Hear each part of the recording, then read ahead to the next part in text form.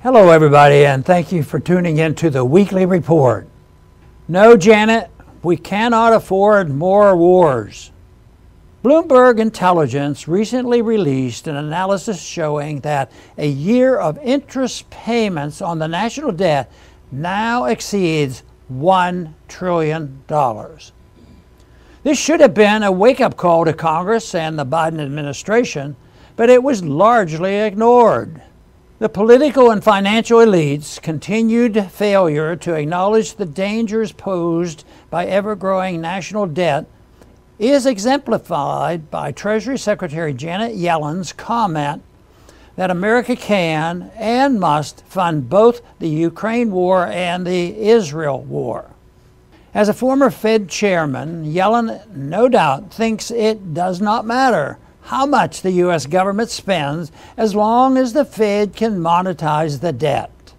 Monetizing federal debt requires the Federal Reserve to keep interest rates low. These low rates incentivize government, businesses, and private citizens to take on large amounts of debt. This may not be a problem as long as the central bank keeps rates low.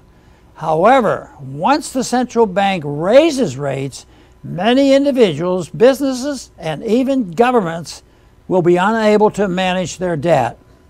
Businesses will also learn they were misled by low rates into making unwise investments, creating a short-term boom, a bubble, and a crash.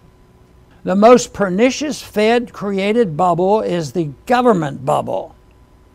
The Fed's willingness to facilitate continued increased spending on war and welfare leads to massive deficits.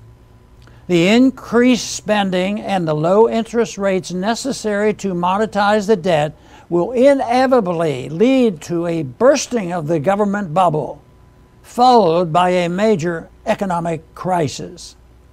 The only reason the government bubble has not yet burst is the dollar remains the world's reserve currency. However, the dollar could soon lose that status. A collapse of the U.S. dollar empire would benefit people in countries like Ukraine and Israel because it would allow them to work for peaceful relations with their neighbors instead of having their interests sacrificed for the profits of the U.S. military-industrial complex. Some American politicians claim military spending is justified because it creates U.S. manufacturing jobs.